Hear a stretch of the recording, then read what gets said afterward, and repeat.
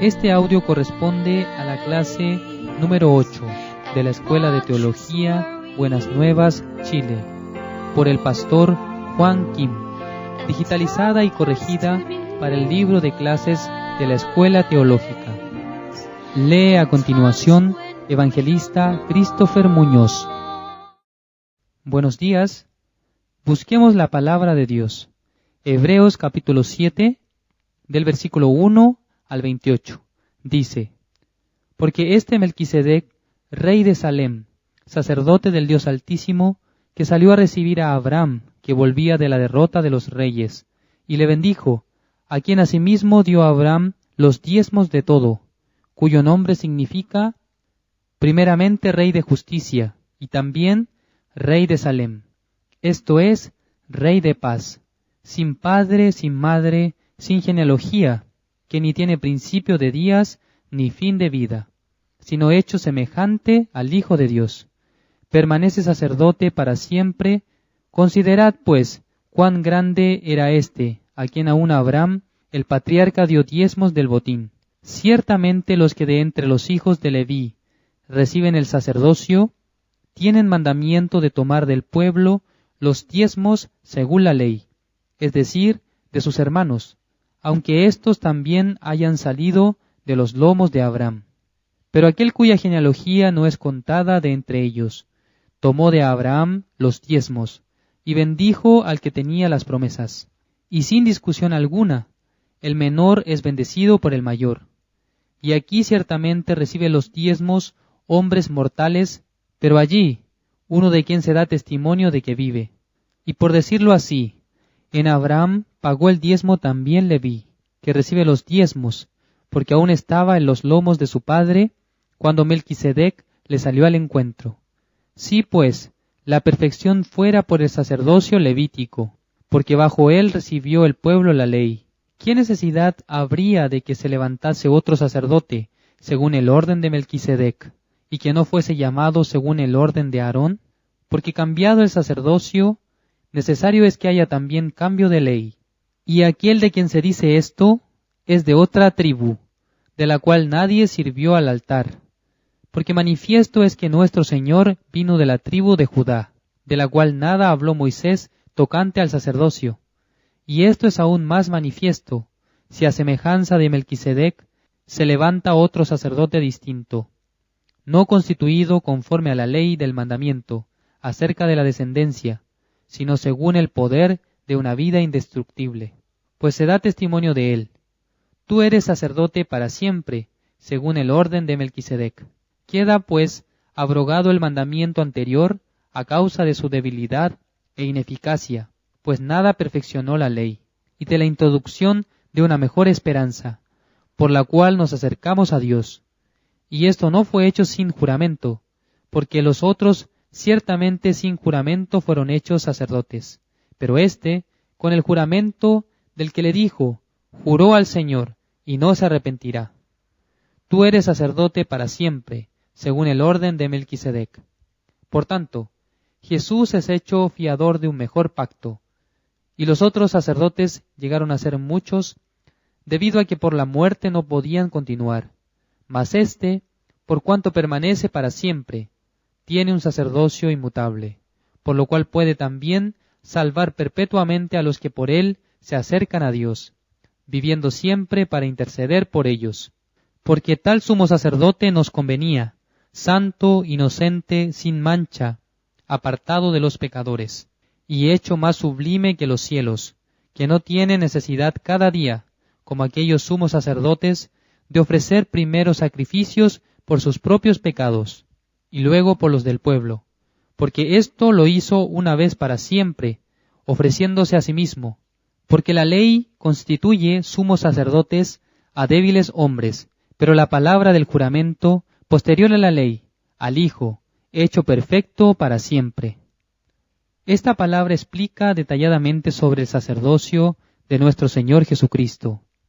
Normalmente nos referimos a Jesús como Jesucristo, y al ser llamado como tal, lo consideramos Cristo, que significa ungido. En el Antiguo Testamento, solo habían 3 tipos de personas que podían ser ungidas de Dios: el rey de Israel, los profetas y los sacerdotes. El rey no podía ser nombrado sin la unción de Dios. También los profetas necesitaban ser ungidos por el siervo de Dios. Y por último, los sacerdotes, quienes solamente provenían de la tribu de Leví, como descendientes de Aarón. La ley establece que solo estos tres tipos de personas se consideren Cristo, ungido.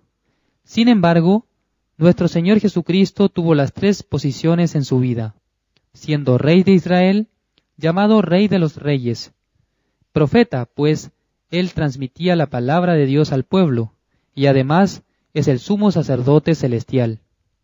Actualmente, muchos ignoran todas estas características de Jesucristo, a pesar de que uno de los roles más importantes que desempeñó para nosotros fue el de sumo sacerdote celestial.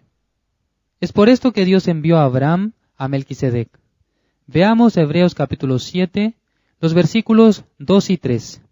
A quien asimismo dio a Abraham los diezmos de todo, cuyo nombre significa primeramente Rey de Justicia y también Rey de Salem, esto es, Rey de Paz, sin padre, sin madre, sin genealogía, que ni tiene principio de días ni fin de vida, sino hecho semejante al Hijo de Dios, permanece sacerdote para siempre. En esta palabra se menciona al Rey de Paz, quien es Melquisedec, al que también llamamos Cristo, pues es un ungido de Dios. Por eso es que Jesucristo es el Rey de Paz, es decir, que posee paz y puede ponerla en nuestros corazones, llenándonos de felicidad y tranquilidad. Hoy en día hay tasas de suicidio realmente altas debido a que la gente no posee paz, tranquilidad ni esperanza en su corazón. De tenerla, podría esperar por un mañana. Si contara con la paz de Dios, nunca atentaría contra su vida. Cuando las personas aceptan el pecado, oscuridad, depresión y pierden la esperanza, creen que no es necesario vivir, ya que el mañana será igual que hoy o incluso aún peor. Entonces, no tiene sentido seguir viviendo. Por eso se quitan la vida. Sin embargo, para aquellos que creen en Jesucristo no existe el suicidio, ya que únicamente poseen paz, esperanza, gozo y alegría, debido a que en nuestro Señor existe la luz. En la Biblia se muestra que nuestro Señor Jesucristo es Melquisedec.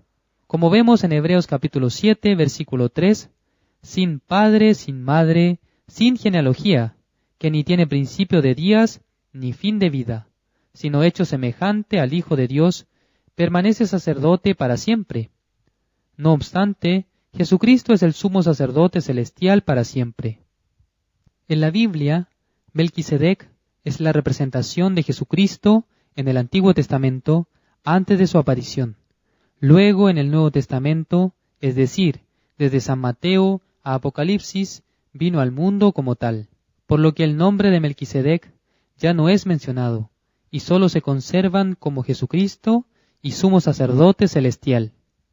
En Hebreos capítulo 7, versículo 7 dice, y sin discusión alguna, el menor es bendecido por el mayor. Debido a esto, Abraham fue bendecido por el mayor, quien es Melquisedec. Luego, en el versículo 6 dice, pero aquel cuya genealogía no es contada de entre ellos, tomó de Abraham los diezmos, y bendijo al que tenía las promesas. Es decir, que Abraham le entregó el diezmo a Melquisedec, en el momento en que fue bendecido.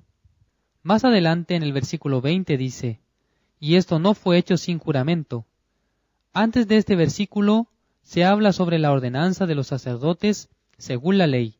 Solo se podía tomar el sacerdocio por herencia, específicamente para aquellos que fueran descendientes de la tribu de Leví. Sin embargo, para establecer a nuestro Señor Jesucristo como sumo sacerdote celestial fue diferente. Su nombramiento dependía de un juramento, como podemos ver en el versículo 21. Dice, porque los otros ciertamente sin juramento fueron hechos sacerdotes, pero éste, con el juramento del que le dijo, juró el Señor y no se arrepentirá.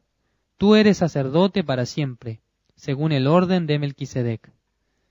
Este juramento se hizo de manera eterna, sin límite de tiempo, para garantizar su aplicación. si el periodo de sacerdocio de Jesucristo hubiese sido de 1000 años, al pasar estos ya no funcionaría, ya que sólo sería aplicable en esa cantidad de tiempo y nada más. No obstante, para cancelar el pecado del mundo y limpiarnos de ellos, se estableció como sumo sacerdote celestial para siempre, es decir, eternamente. Veamos nuevamente el versículo 21. Juró el Señor, y no se arrepentirá. Tú eres sacerdote para siempre, según el orden de Melquisedec. Dios juró a nuestro Señor Jesucristo que sería sumo sacerdote celestial para siempre. Entonces, Él no podía abandonar ese cargo y definitivamente tenía que permanecer en él de manera perpetua. En los versículos 12 y 13 dice: porque cambiado el sacerdocio, necesario es que haya también cambio de ley. Y aquel de quien se dice esto es de otra tribu, de la cual nadie sirvió al altar. Debido a que Jesucristo nació de la tribu de Judá, por la ley no podía tomar el sacerdocio. Por consiguiente, era necesario un cambio en el sistema. Busquemos Hebreos capítulo 9, versículo 9 y 10.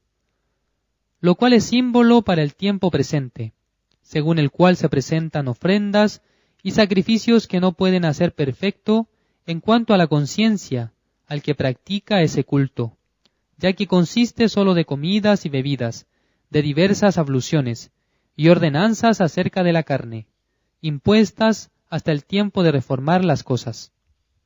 Esta palabra se refiere a la ordenanza de los que ofrecían sacrificios para limpiar sus pecados, conforme a lo que se registra en el libro de Levítico, capítulo 4, versículos del 27 al 30, que dice: si alguna persona del pueblo pecare por yerro, haciendo algo contra alguno de los mandamientos de Jehová, en cosas que no se han de hacer, y delinquiere, luego que conociere su pecado que cometió, traerá por su ofrenda una cabra sin defecto, por su pecado que cometió. Y pondrá su mano sobre la cabeza de la ofrenda de la expiación, y la degollará en el lugar del holocausto. Luego con su dedo el sacerdote tomará de la sangre y la pondrá sobre los cuernos del altar del holocausto, y derramará el resto de la sangre al pie del altar. Para Dios, sin derramamiento de sangre no hay remisión. Por ello, el precio del pecado es la sangre, que es el único camino para encontrar el perdón. Sin embargo, este tipo de sacrificio tiene un problema, ya que la muerte de la ofrenda solo tiene el poder para limpiar el pecado pasado. Es decir, que si al día siguiente la persona vuelve a cometer pecado, debe limpiarse otra vez, lo que se convertía en un sacrificio prácticamente diario. Posteriormente, en este mismo libro, en el capítulo 16, se habla sobre una redención de 1 año a través del sumo sacerdote Aarón. El día 10 de julio debían prepararse 2 machos cabríos vivos, por medio de los cuales se limpiaría el pecado que Israel había cometido durante 1 año. En la época de Moisés, el pueblo estaba formado por cerca de 600,000 personas, quienes eran representados por el sumo sacerdote que se encargaría de realizar el sacrificio para limpiar sus pecados. Una vez preparados, ambos machos cabríos se echaba suerte por ellos, una para Jehová y uno para Azazel. El primero era degollado, y su sangre llevada por medio del sumo sacerdote al tabernáculo de reunión. En el lugar santísimo, sobre la tapa del arca del pacto de Jehová, el propiciatorio se salpicaba 7 veces para que Dios perdone los pecados. Esto funcionaba como un contrato. No obstante, cuando se limpiaron los pecados, ninguno de los israelitas pudo verlo, pues todos se encontraban fuera del tabernáculo de reunión y esperaban por la expiación. Por ello, luego de haber limpiado todo el pecado de Israel, el sumo sacerdote Aarón pondrá sus manos sobre la cabeza del segundo macho cabrío, confesando sobre él todas las iniquidades de los hijos de Israel, y una vez traspasados todos los pecados, lo enviará al desierto, al lugar de Azazel, para que muera.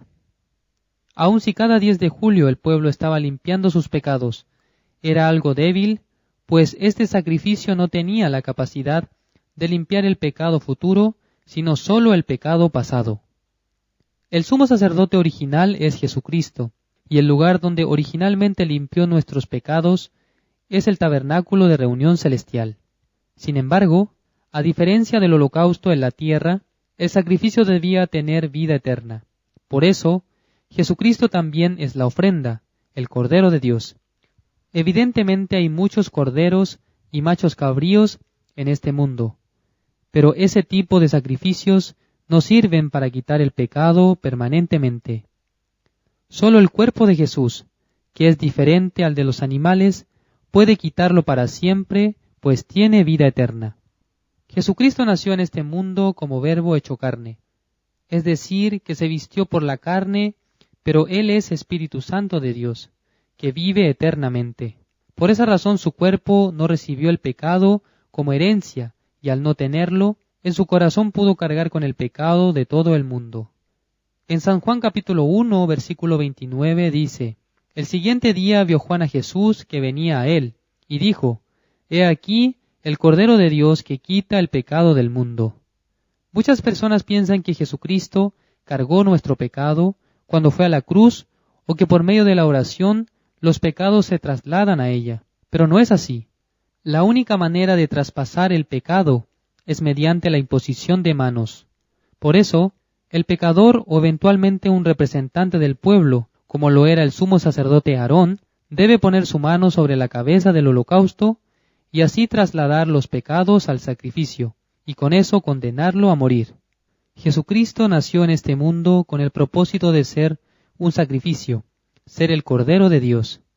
Sin embargo, no podía hacerlo por sí mismo, sino que Dios debía trasladar los pecados del mundo a su cuerpo, y para ello utilizó al representante de toda la humanidad, Juan el Bautista.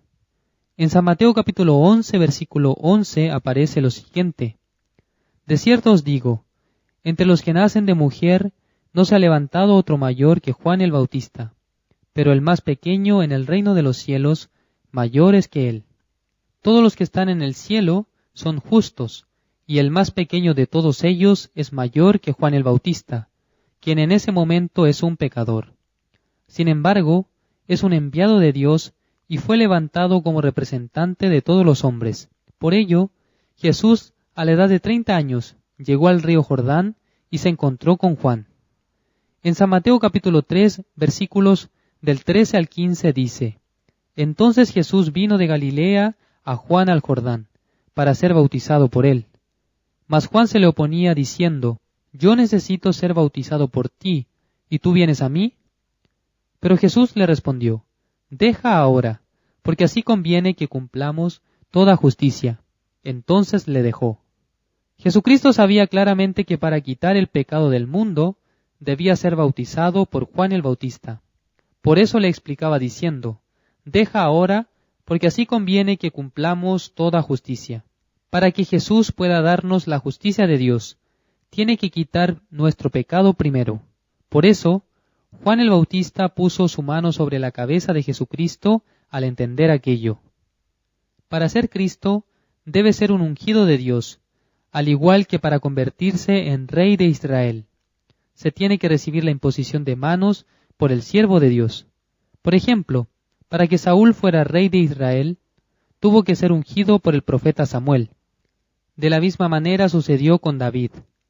Incluso Eliseo, para ser profeta, debió ser ungido por medio de Elías, ya que para ser sacerdote tenía que recibir imposición de manos de un sacerdote mayor. El último sacerdote por la ley es Juan el Bautista.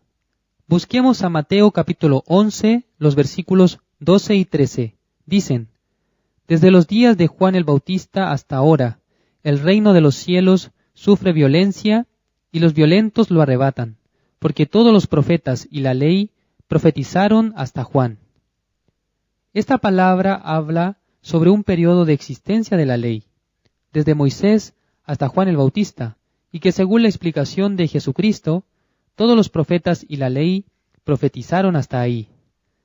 En el caso de Juan, era hijo del sacerdote Zacarías y Elizabeth, ambos descendientes de Aarón, y ya que sus padres llevaban el linaje, naturalmente por la ley, Juan el Bautista debía ser sumo sacerdote en esa época. Pero este último sacerdote por la ley no se quedó en el templo de Jerusalén, sino que estaba gritando en el desierto: «Arrepentíos, porque el reino de los cielos se ha acercado». Y así los pecadores recibían el bautismo. Sin embargo, los escribas, fariseos, saduceos y sacerdotes no lo hacían, ya que para ellos no era necesario el arrepentimiento. Pensando en esto, podemos plantearnos algunas preguntas. Sabemos que desde Moisés hasta Juan el Bautista es el periodo de la existencia de la ley. Pero, ¿quién podía cumplir la ley? ¿Quién podía recibir la salvación por su obra? ¿Quién podía ser justificado por sus obras? Veamos el libro de Romanos capítulo 3, versículo 20, donde se muestra un resumen de la obra del ser humano. Dice: «Ya que por las obras de la ley ningún ser humano será justificado delante de él, porque por medio de la ley es el conocimiento del pecado». Dios solo quería entregarle a los hombres el conocimiento del pecado, ya que las personas naturalmente piensan que no son pecadoras. Cuando les dices: «No matarás», responderán: «Señor, yo no he matado a nadie».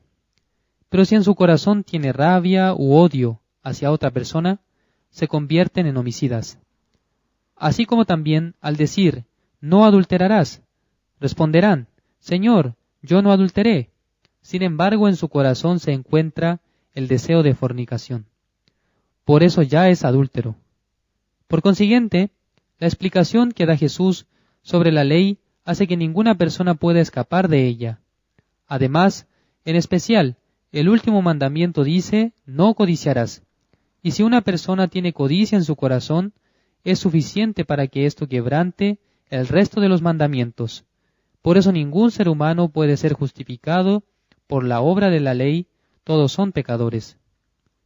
Por esa razón, Jesucristo le pidió a Juan el Bautista que le bautizara, para que por medio de la imposición de manos se cumpliese toda justicia, porque él no podría quitar el pecado del mundo sin haberlo recibido antes.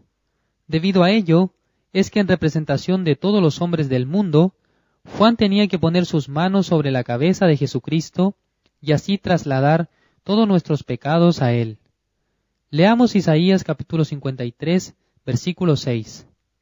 «Todos nosotros nos descarriamos como ovejas, cada cual se apartó por su camino, mas Jehová cargó en él el pecado de todos nosotros». Jesucristo cargó nuestros pecados, y Jehová los cargó en él. Ahora bien, ¿qué magnitud de pecado cargó? El pecado de todo el mundo, es decir, que el Señor vino al mundo para cargar todo nuestro pecado. Para entender esto de mejor manera, aclararemos algunos conceptos. Antes del nacimiento de Jesucristo, podemos referirnos al pecado pasado. Al que se produjo mientras vivía en el mundo es el pecado presente. Pero el de aquellos que todavía no habíamos nacido, como por ejemplo nuestro pecado, es el que entendemos por pecado futuro. Muchas personas piensan bajo su propia escala de tiempo, que ayer es pasado, hoy es presente y mañana es futuro. Y por eso conciben el pecado presente como el de hoy, el pecado pasado como ayer, y el pecado futuro lo consideran como el que cometerán mañana. Pero debemos recordar que Jesucristo murió hace más de 2000 años atrás. Por eso la escala de tiempo es totalmente diferente a la nuestra. En el momento en que Jesucristo cargó el pecado del mundo, incluía nuestros pecados, es decir, el pecado futuro, ya que si no lo hubiera hecho, su sacrificio no tendría nada que ver con nosotros. Si Jesús hubiera llevado solamente el pecado pasado de hace 2000 años atrás, y no el que estamos cometiendo en la actualidad, no hubiese sido necesario decir: «He aquí el Cordero de Dios que quita el pecado del mundo», sino que tendría que haberse dicho: «He aquí el Cordero de Dios que quita el pecado presente en este siglo», nada más. Luego los próximos a nacer y cometer pecado debían solucionarlo por su cuenta, con su oración, lloro, ofrenda, etc. Pero no es así, sino que Jesucristo es el Salvador, vino para redimirnos de todos nuestros pecados. Es el encargado de eso, así como dice en Hebreos capítulo 9, versículo 12. y no por sangre de machos cabríos ni de becerros, sino por su propia sangre, entró una vez para siempre en el lugar santísimo, habiendo obtenido eterna redención. Primero tenemos que creer que Jesucristo es el Salvador, luego que es el sumo sacerdote celestial, quien trabajaba en el tabernáculo de reunión celestial, donde está nuestro Dios, y también que cargó el pecado del mundo, incluyendo nuestros pecados pasados, presentes y futuros. Por último, debemos confiar en una cosa más, que cuando Jesús murió en la cruz, entró al lugar santísimo, salpicando 7 veces encima de la tapa del arca del pacto de Jehová, el propiciatorio, ante la presencia de Dios. Y con eso Él obtuvo eterna redención. Así nuestros pecados fueron cancelados eternamente por la sangre de Jesucristo. Por esto es que podemos decir que Jesucristo es el Salvador y nos salvó. No es que nuestro Salvador actuará en el futuro, sino que ya nos salvó. Solo depende si aceptamos o rechazamos esta verdad en nuestro corazón.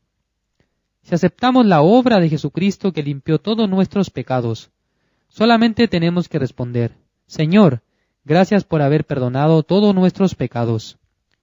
No es mi palabra, sino la palabra de Dios, que dice que Jesús entró una vez para siempre en el lugar santísimo, habiendo obtenido eterna redención, como fue anteriormente citado.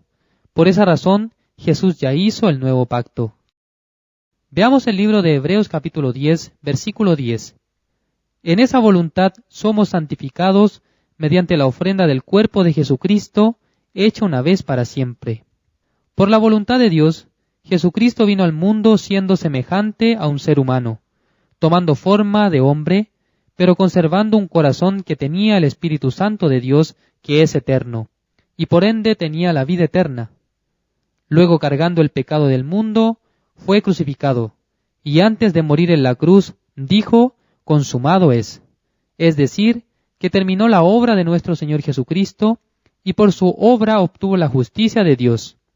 Hay 2 alternativas para alcanzar la justicia. Una es por la obra propia. Por eso una persona que está procurando ser justo por su obra, cumpliendo los mandamientos, orando, esforzándose, finalmente aunque ponga todo su corazón, no alcanza el nivel de justo. ¿Por qué? Ya que por las obras de la ley, ningún ser humano será justificado delante de Dios. La otra opción es creer y aceptar la obra de Jesucristo, quien nos santificó, justificó y perfeccionó para que seamos justos, santos, perfectos para siempre por su obra. Esa es la manera de aceptar el perdón de los pecados y de recibir la salvación. Con ello también la resurrección. Hebreos capítulo 10, versículo 14 dice: porque con una sola ofrenda hizo perfectos para siempre a los santificados. Y el versículo 17, añade: y nunca más me acordaré de sus pecados y transgresiones. Este es el nuevo pacto, es resumen del Nuevo Testamento, que Dios nos da como promesa. Dios nos está diciendo: nunca más me acordaré de tus pecados y transgresiones. Dios no miente ni cambia su palabra. Si hoy dice que no se acuerda de nuestros pecados y transgresiones, no las recordará mañana y nos juzgará. Y luego, pasado mañana, creerá que no tenemos pecado y así sucesivamente. Dios no cambia su corazón ni su palabra. Dice que hemos obtenido eterna redención por la sangre de Jesucristo, por eso podemos aceptar esta palabra como la promesa de Dios y creerlo. Nunca más me acordaré de sus pecados y transgresiones. La clase número 8 termina aquí. Nos encontramos en la siguiente clase. La Escuela de Teología de la Misión Buenas Nuevas de Chile les espera para que se inscriban y aprendan más acerca de la palabra de Dios. Contáctenos al número +56 9 88 33 54 56 con el pastor Juan Kim.